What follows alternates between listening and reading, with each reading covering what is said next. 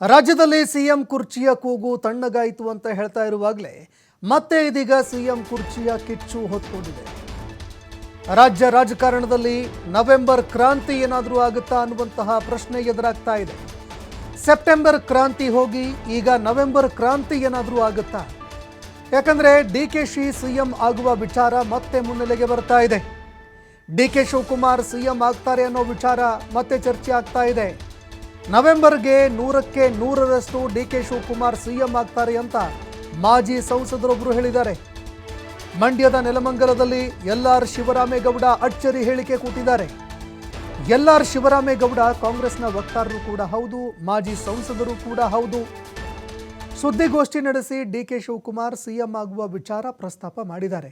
DK Shivakumar ನವೆಂಬರ್ಗೆ CM ಆಗುವ ಎಲ್ಲ ಲಕ್ಷಣಗಳು ಕೂಡ ಗೋಚರಿಸ್ತಾ ಇದೆ ಅಂತ ಶಿವರಾಮೇಗೌಡರು ಹೇಳಿಕೆ ಕೊಟ್ಟಿದ್ದಾರೆ. ಸಿಎಂ ಬದಲಾವಣೆ ಬಗ್ಗೆ ಹೇಳಿಕೆ ನೀಡಬಾರದು ಅಂತ ಹೈಕಮಾಂಡ್ ಈಗಾಗಲೇ ಸೂಚನೆ ಕೊಟ್ಟಿತ್ತು, ಚಾಟಿ ಬೀಸುವ ಎಚ್ಚರಿಕೆ ಕೂಡ ಕೊಟ್ಟಿತ್ತು. ಇದರ ಹೊರತಾಗಿಯೂ ಕೂಡ ಶಿವರಾಮೇಗೌಡ ಈಗ ಪಕ್ಷದ ಹೈಕಮಾಂಡ್ ತೀರ್ಮಾನಕ್ಕೆ ಸೆಡ್ ಹೊಡೆದಿದ್ದಾರೆ. ಕ್ರಾಂತಿ ಆಯ್ತಾರೆ ಅಂತ ಹೇಳಿದರೆ ಅಡ್ರೆಸ್ ಇಲ್ಲದೆ ಇದ್ದಾರೆ. ಕ್ರಾಂತಿ ಆಗುತ್ತೆ ಅಂತ ಹೇಳಿದರೆ ಏನಾಗಿದೆ? ಆ ಥರ ಹೇಳಿಕೆ ಕೊಡಬಾರ್ದು ಅನ್ನೋದೇ ಪಕ್ಷದ ಉದ್ದೇಶ. ಇವತ್ತು ಡಿಕೆ ಶಿವಕುಮಾರ್ ಅವರು ಮುಖ್ಯಮಂತ್ರಿ ಆಗಬೇಕು ಅನ್ನೋದ್ರಲ್ಲಿ ಎರಡನೇ ಮಾತಿಲ್ಲ. ಅದನ್ನು ತೀರ್ಮಾನ ಮಾಡೋರು ಯಾರು? ಹೈಕಮಾಂಡ್. ಹೈಕಮಾಂಡ್ ಅವರು ಯಾವಾಗ ಯಾವ ಹಂತದಲ್ಲಿ ಏನು ಮಾಡಬೇಕು ಅಂತ ಗೊತ್ತಿಲ್ಲ.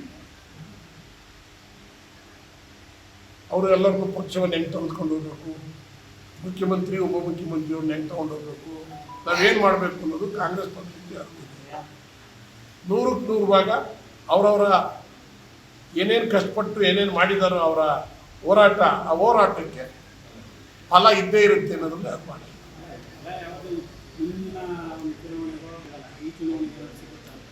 ನನಗೆ ತಿಳಿದ ಮಟ್ಟಿಗೆ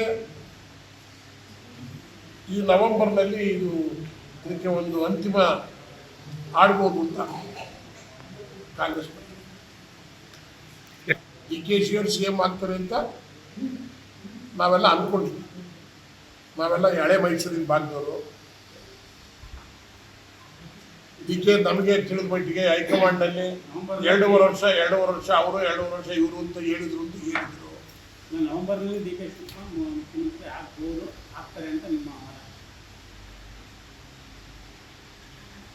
ಹಾಗೆ ಆಗ್ತಾರೆ ಅನ್ನೋದು ನಮಗೆ ಒಂದು ಈ ಸಿಕ್ಕಿರ್ತಕ್ಕಂಥ ಮಾಹಿತಿ. ಅವ್ರು ಆಗಬೇಕು ಅನ್ನೋದು ನಮ್ಮ ಕ್ರಾಂತಿ ಆಯ್ತಾರೆ.